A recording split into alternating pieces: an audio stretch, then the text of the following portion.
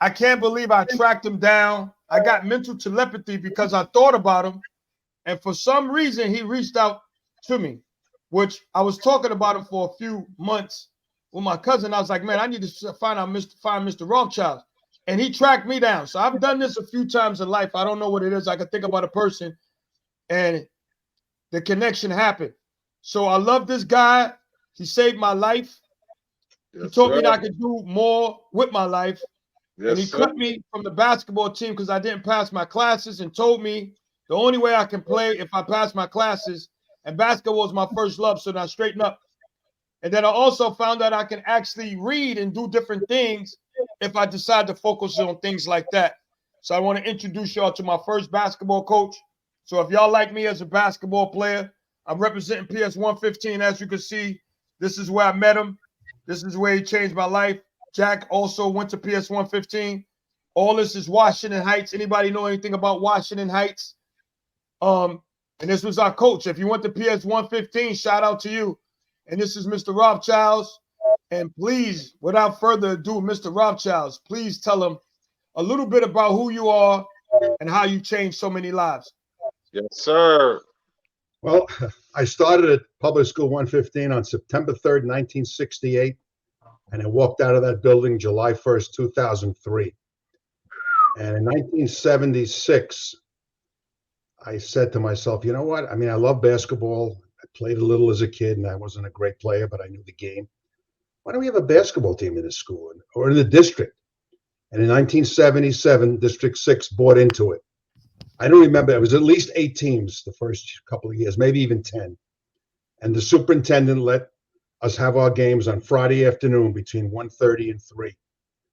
And from 1977 to 2003, I coached at Public School 115. In that time period, I also coached a varsity team in my neighborhood, and we traveled all over the place, Jersey, Brooklyn, all over the place. So basketball's in my blood. I still love to watch it, especially the college game. And these two guys, they played for me. Yes, Ivan sir. was probably Ivan was early on, 79, maybe 80, early on. And he was one of the first real players. You know, I tried to teach them certain plays. You might remember the 1, 2, 3, 4, the out of bounds plays, and Yes. how to shoot a free throw, how to shoot. I remember practicing. We didn't play for at least the first week or two. Pass the ball, catch the ball, throw the ball, run properly, put your hands up, play defense. And we always had good practices. I mean, we had some really bad teams over the years, but when we warmed up, it was like a magnet. They knew what to do, whether it was layups, whether it was free throws. So and when I left in 03, that last game was the first round of the playoffs, and we played at home, and they made an announcement over the loudspeaker. I actually started crying there because I said, you know what? Not only am I retiring, but I'm retiring from basketball, at least that level of basketball. And so I started officiating about, I don't know, early 90s, and never thought I could do it because I was very competitive. Oh You yeah, you guys used will to go remember. off. I didn't really You was go like off on you the was like the men of your day, man. You were hounding referees. You will wear them down. with the kids. I used to scream at the scorekeepers, who was somebody that maybe didn't make the team but was a smart kid. I had some terrific scorekeepers. In fact, I had one of the school aides, Lydia Nunez. I think she was there when you were there, Jack. Her son, Hector Nunez. He would be a little younger than you. He kept score for a couple of years, and he did that all the way through high school. Now he coached basketball for Springfield Gardens in Queens. Wow. So I feel good when I hear stories like that. Guys that, I don't know. It's so many years of doing this, and getting practice space and time, and fighting with teachers because Jack didn't get his homework done on time. The teachers. Whatever. I'm just saying, Jack, because I'm looking at you, and it didn't have to be you; it could be anybody. But basketball was a crutch for them. If they wanted to punish you, that was what they would do. Yeah. There's other ways to punish somebody. Give him double homework. Get his mother in. I can't. Ivan can't come to practice today. He didn't finish his homework or something. That used to drive me insane. And I remember one game. This guy will fight for our lives. So many players that he coached over the years. And we grew up in an area in Washington Heights where we had so much talent that came from that area. We right next to Harlem. Guys don't know. So I actually grew up in Harlem, so I'm a Harlem Heights guy. But I moved up to Washington Heights in the early 80s, and I actually met him, and he made a big difference in my life. I want to ask you about somebody to me that made a big difference to help me really harness my skills was Mr. Bill, the janitor. He used to actually let me come into the gym and work out. Whatever happened to Mr. Bill? Bill was there a long time. He was there long after you. Is he still alive? I have no clue. But he was there for a lot of years. Yeah, Bill was a good guy. Yeah, good guy. I can see Bill doing access. To be honest with you, that's the first place I learned how to dunk was in PS 115. Actually, I hurt myself. I tried to do a windmill, which I wasn't at that level yet. I was able to dunk, so I guess I wanted to be something else. And I actually hurt myself. I remember falling down on one side, and I just went home and went to sleep. And the next day, my hip was killing me so much because, back then I ain't know nothing about ice and relax. I just know I did too much. But I mean, Mr. Bill used to let me go in PS 115 and shoot around for hours by myself. Jack came up later on as he started working out. Throwing you the ball. Mr. Bill. I used to be in there throwing you the ball. I was in there. I don't dunk. And I used to be in that little gym running off the wall dunking. Yes. We had a disadvantage because, we had that little gym area. We went to some schools that had like 28 or any of those schools. They had normal courts. We never had a normal court. No, we used to go around that little pole and hit that three. We had a play around the pole. Yes. Play around the pole. Correct. I used to hit so many shots from that corner. I think you put a sign up there one time that says Ivan's Corner. Remember, I used to shoot from that corner? Oh, yes, I did. Yes, you're right. Oh, my God. Look, one of the teams went over there and they was like, what is that Ivan Corner? And then after the end of the game, they was like, oh, now we know I can call it Ivan's Corner. Because I used to shoot from the corner deadly. Don't let him get in the corner. Don't let him get in the corner. But the other side had a string. Yeah. You couldn't do it from that other side. From that side. After you guys left, the bench became inbounds. If the ball hit the bench, it was still good. Oh, I got to go back to that gym just to visit that gym. Yeah, I was there. Let's talk about Jack claims, and I'm not sure, because you remember I hit that game-winning shot at 128. Man, you was running all around the court. I never forget. He was running around like Jimmy. What's the coach from North Carolina State that passed away? Jimmy Valvano. Good look. That's right. You was right when I hit that shot. I remember I came down. I hit that shot. You was running around the whole court. I think we made it to the playoffs. Probably was our first time making the playoffs or something. And Jack said he came back a few years later and hit that same shot. Yeah, I apologize, but I don't remember. I'm sure you did. I don't remember. That was in 28. We won the championship in the 28 with that shot in the corner.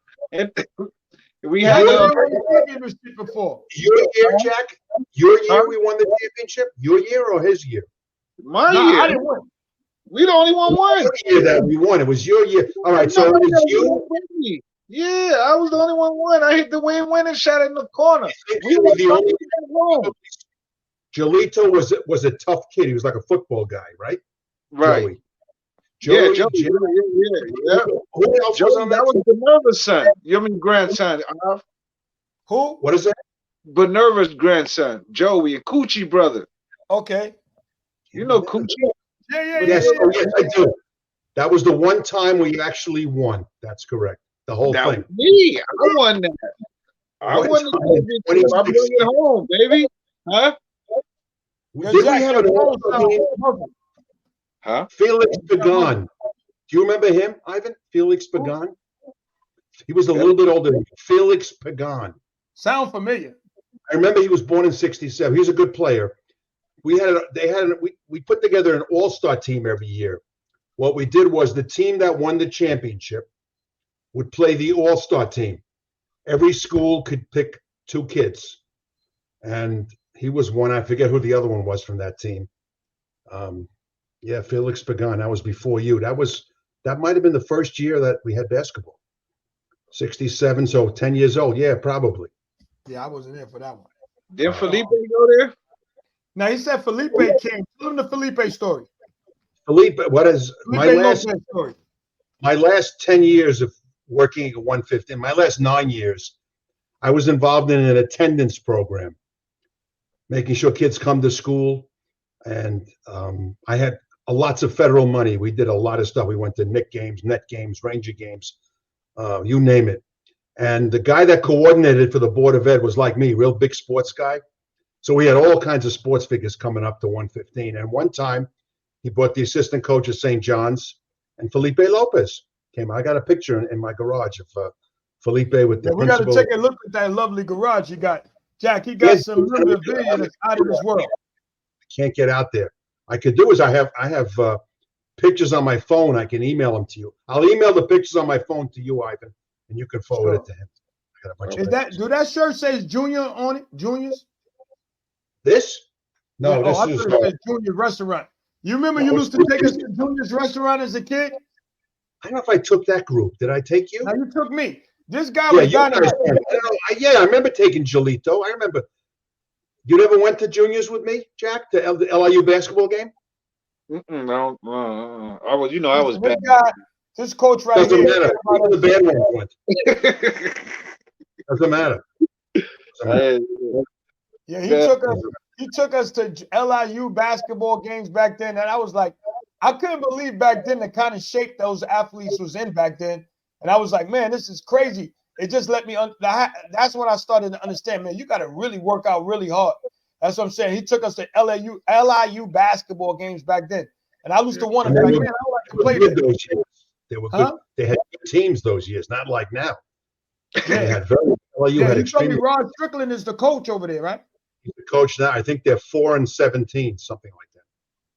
No, what, Coach? I think New York basketball has changed a lot because a lot of players left. A lot of people left and took their families out of New York. Well, a lot of the kids don't want to stay home anymore because there's no campuses. They'd rather go to, Michigan and out of the city, the school. Even Rutgers has a nice campus. Jeff told me he was recruited by Rutgers, Iona, Penn. Well, he went to University of Pittsburgh, right? No, he went to Rutgers. Ricky went to Pittsburgh. Right. Jeff went to Rutgers. I told you last week that their first game was against each other at Rutgers, and it was a full-page article about them in the Times that day. And then they played, like I said, they played overseas. They were good. They played in France. Oh yeah, Ricky. Jack told me that so Ricky was on your team that won that year, Jack? Yeah, he was. Yeah, Jack said he remember when they couldn't even play. I don't even know if he scored all year. I don't know. He wasn't a contributor. He wasn't. He got in periodically. You know what I mean? He was a banger. He was a banger. He was still young, so he was still coming up. You know what I mean? No, but it's amazing when you think about, because one day we was inside of a gym, Mr. Steve Rothschild. Check it out. So we're in a gym, right? And Jack has been amazing since he was a small kid, way back in the incarnation days. He's always been fantastic. So we was in a gym one time, and Ricky Greer, he grew up watching Jack, because I remember he used to be so excited about Jack. He used to be like, yo, Jack is the best. Jack is the best.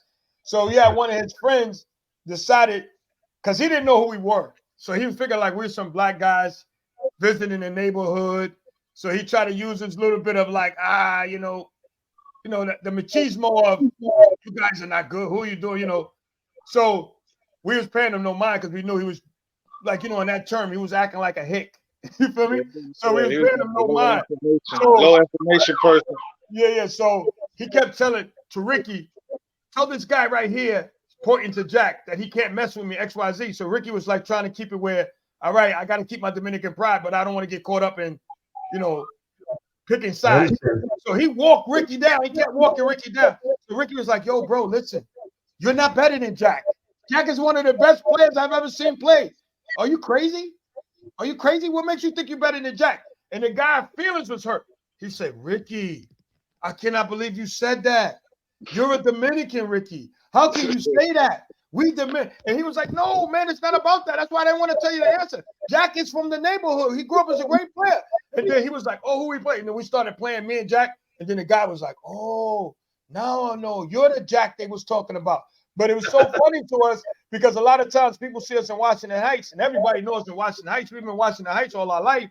And that's why I say it's amazing how you coach those players that went from not playing to being international players and having great careers. So that's why I say you inspired a lot of us young men. And the funny thing is that 115 when we won in 115, I came in second place in Incarnation. Yes. Yes. That's the same year. See, look, Mr. Steve. He wants you to understand he brought you home the trophy. You're not gonna get around this, Mr. Steve. You heard his feelings. Look. He wants you to understand. How many trophies did you win after that? None.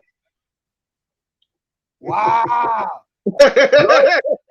Zero, none, zero. Okay. We had a couple of chances, but I had, as time went on, you know what it is? The Dominicans baseball, but the basketball started to become a game. First of all, Peligro has a tournament up there. Are you familiar with that? We played in Peligro. Yeah. Okay. We played in Peligro. I know Peligro. That's my guy. Yep. He's a good buddy of mine. Hey, look. Do you remember, Mr. Steve, Mr. Rothschild? You remember William Castro? Remember William Castro and Fernando? William Castro wound up being a big-time running back at Kennedy High School. Remember that? You said you were going to try to find him. Yeah, I'm going to try to reach out to him. He lived in the building with the Greers. Yeah, I know. Yeah, he did. Yeah. Wadsworth Avenue. Yeah. Jack, he even said Manny Ramirez went to 115 for a short period of time. Yeah, he was there. Yeah. Manny Ramirez, he came March of 1985. And I didn't know, listen, it's still elementary school. So I'm on lunch duty. And a couple of the guys, Julio Ramirez, Andre Estrella, they come in. Hey, there's a new boy in the school. He's a good athlete. Can we put him on the team? I don't know. We only have maybe 3 games left, whatever it was. I said, yeah, sure. Let me. Who is he? Where? And he didn't speak any English. And I still remember, you talk about Manny being Manny. It started early on. We were playing I think we were playing either at 128 or we were at home. You were basketball too? Yes. He played. He was good. 4-point lead. Under a minute to go. We have the ball. Timeout. Guys, don't shoot. No more shots. They're going to have to foul us. No more shots. Tell him no more shooting, which is Manny. We get on the court. They pass Manny the ball. He takes a jump shot immediately. Of course, he makes it. And I go, I don't believe this. Now the lead is 6. The game is basically over at that point. There's no 3-pointers, first of all. So that was Manny. Then Manny leaves, and the rest is history. Wow, beautiful. That's interesting. He was a very close friend of Peligro. They went to high school. I mean, they were the same age.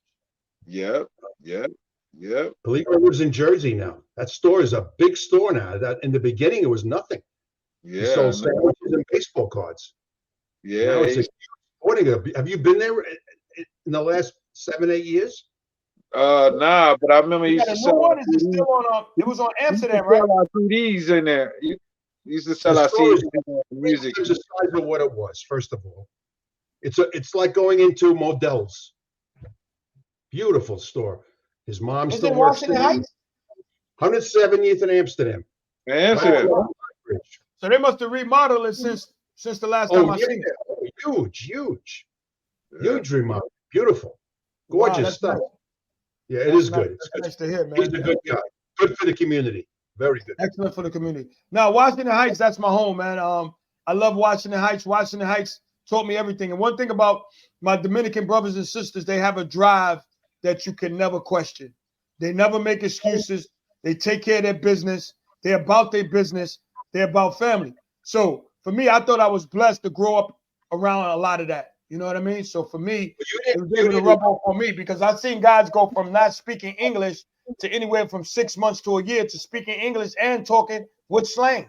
You know what I mean? So they're very driven people. You know what? If they wanted to, not Oh everybody. yeah, that's like anybody. You didn't know until I told you last week that I basically grew up in Washington Heights. I grew up three Oh no, that's blocks why I from. wanted your background. I wanted Jack to hear the background of when you was in Washington Heights. Jack, I didn't even know. Let him hear the story about where you come from and who you grew up with. I grew up on Sickle Street, which is 3 blocks Yeah, Dykeman. yep. Sickle, Elwood, Arden, Thayer. That's about 52. Yeah, with the 152. Right up the block from 152. Yep, I went there. Yeah. I went to 152, and then I went to junior high school 52, and then I went to George Washington. So we played basketball at the Y. Do you know the Y on Nagel Avenue? Right. Yeah. That's where, my buddies, we played there. And we played in the schoolyard. 152 was a big schoolyard, not like 115. We had softball fields, basketball courts all over the place. So it was, Saturdays, you leave at 9 o'clock in the morning, you come back at 9 o'clock at night. It was basketball, all kinds of games. And then we had the Inwood Park was right there. I played football down in Dykeman, where Dykeman is by the river. I played football there Saturdays, tackle football. We had a neighborhood team. So I was one of the guys, just like you. Nice. Yeah, tell me that you grew up with Kareem. Kareem grew up with Dykeman. I didn't know him, but his best friend I went to school with. His best friend, after I tracked you down, I tracked him down. His name was Kenny Kelly. He lived at 99 Hillside, which is, again, up the block from 152. That was his best buddy. Kareem and him were like this. When you applied for your job, you picked PS 115, or how did that go? Well, you met my wife, right? You spoke to her again today. Okay. Her sister, Linda, and I were the same age. She skipped a grade in 7th grade. She was smarter than me. She went to what they call the SP. She skipped from 7 to 9. But she started teaching at PS 115 in 1967. She graduated at City College a year ahead of me. Spring of 1968, I started looking for jobs. And she said, come up to PS 115. The assistant principal at that time was Mr. Darwick. That's before you. He was my 6th grade teacher at 152. Wow. So I walk into a building. This is a true story. I walk into a building for an interview with Mr. Finkel, who was the principal. And Mr. Darwick, who I had in 6th grade, and that is 10 years before, he's in the office and he looks up at me and he goes, I remember you. You were the punch ball fiend in my 6th grade class. I said, yes, I was. So I got a job at 115 and I never left. Wow. That's an amazing story. Beautiful. Let me ask you this. I have one more question for you. You say you grew up, so when you got the job at 115, you created the basketball team, and then not right on. 8 years later. Oh, that was 8 years. I was a young. I told you I'm born in 47. I started teaching in 68. I was 21 years old. Some of my kids. The same year Jackie Robinson came, huh? That's correct. April 15, 1947. I was born February 3rd, just this past Saturday. So I was a kid. Listen, I had to get my feet wet as a teacher. Didn't go. Basketball wasn't even on my mind at that time. But after 7, 8, 9 years. Remember when Washington Heights was a Jewish neighborhood? Yeah, sure. I used to go swimming every Sunday at Highbridge Pool. All my buddies, we all went up to Highbridge Park. Yeah, it was free. I think it was free or 10 cents, whatever. Let me tell you something. I'm gonna tell you a story. I think I told the story. I told the story quite a few times. I would like to get your assessment on it. Right? That I was in a cab one time, and a guy was telling me, he said, "Yo, I remember this neighborhood was a nice Jewish neighborhood." I said, "Oh yeah?" He said it was a nice Jewish neighborhood. And he said they brought in the blacks to get the Jews out, and then they brought the Dominicans in to get the blacks out. So I said to myself, wow, I didn't even, when he said that to me, he said, but that's the way they was able to break rent control. So how do you feel about that story? And do you think that had some credence? You know what? It's not exactly true, but what happened was it wasn't the Dominicans and it wasn't the blacks. The Puerto Ricans and the Cubans came in first.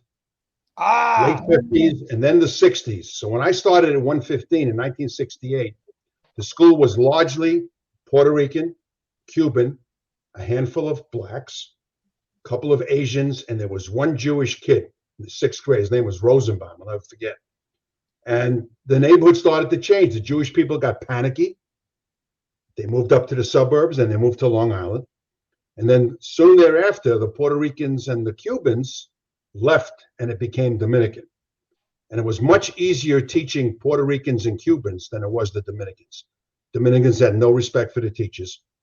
Puerto Ricans and Cubans, if you needed a parent, they'd come in because they were on your side, unlike the Dominicans. It was a whole different ballgame. The blacks were never mostly were not that far up. Blacks was the Polo Grounds and below. Harlem, real Harlem. Inside the bridge apartments too, huh?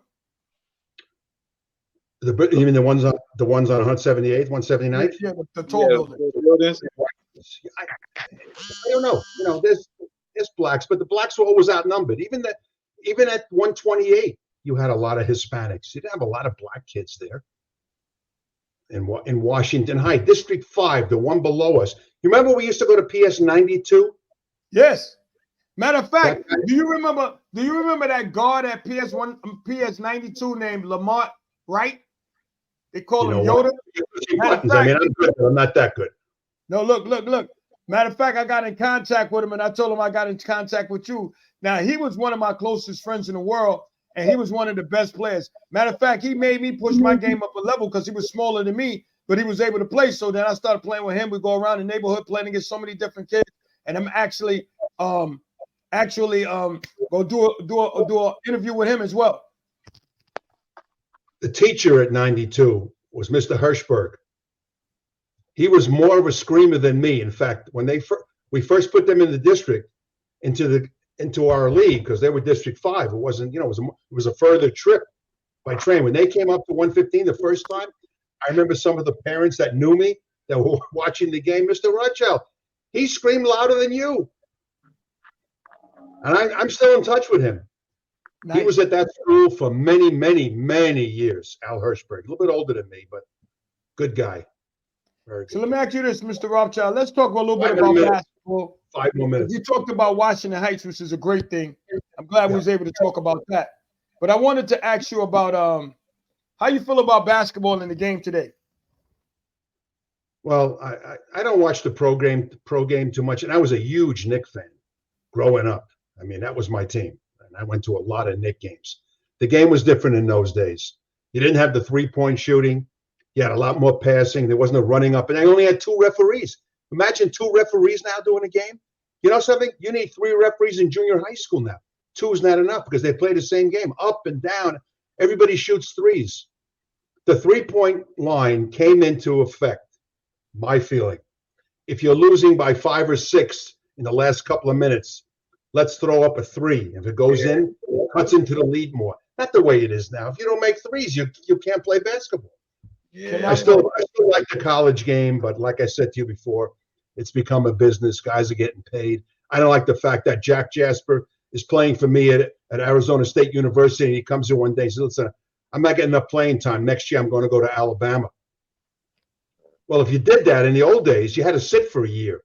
Now you don't sit anymore. Now you play right away. So it makes it very difficult for the athletic directors. I love the game. I still favor watching the Big East. I think the officials are better in the Big East. We get FS1 here. I watch UConn play St. John's Saturday from the Garden.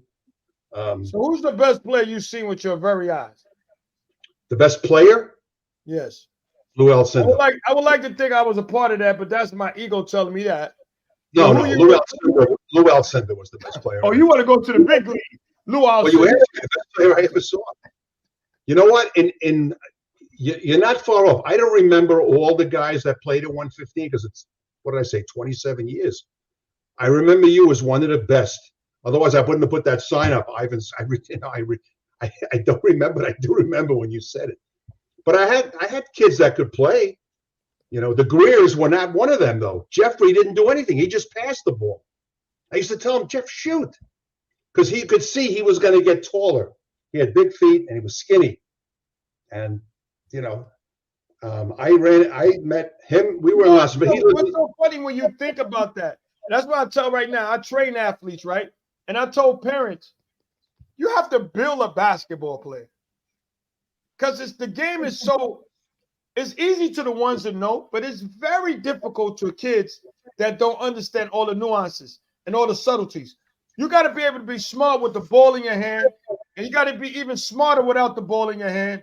You got to know how to set. So what happens is you can turn a football player, you can turn a basketball player into a football player, but you can't turn a football player into a basketball player if he hasn't built the skill set.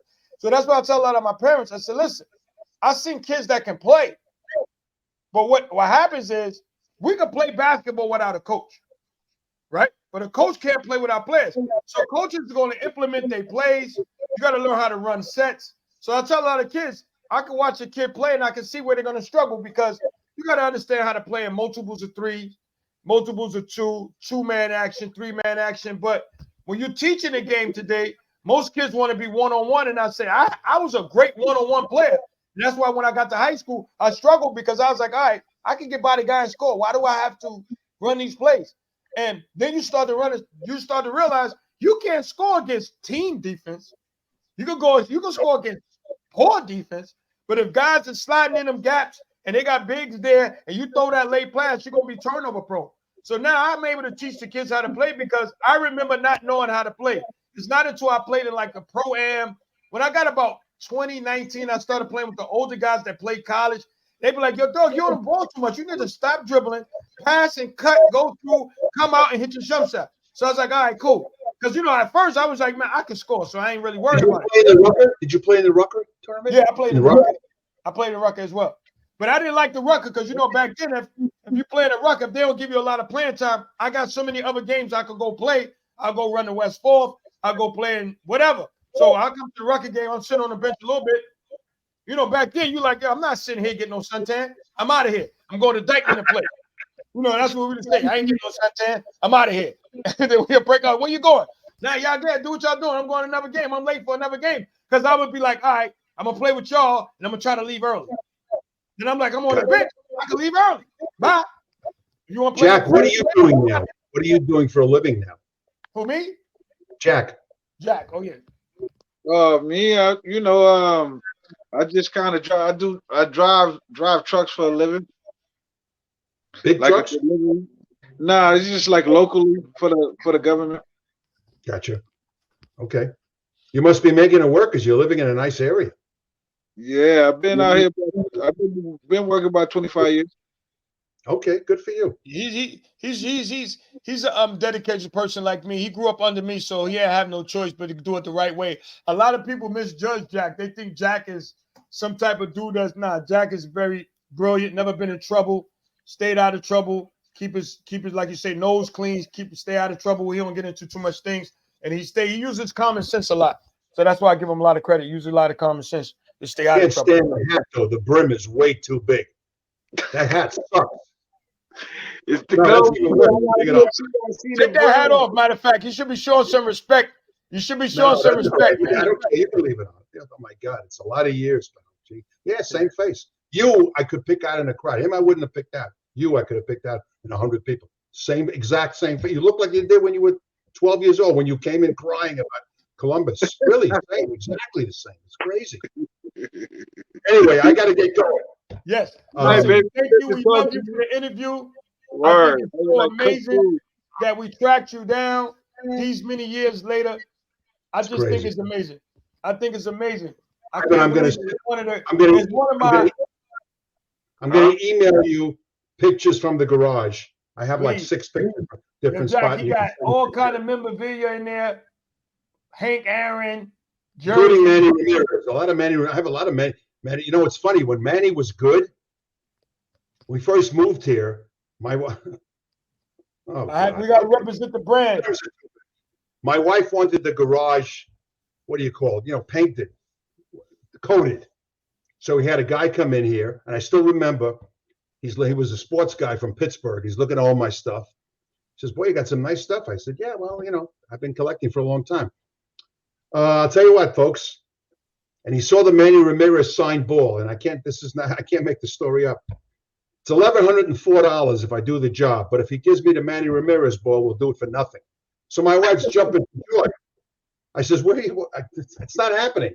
What do you mean? The guy said, what do you mean? You got 2 balls there.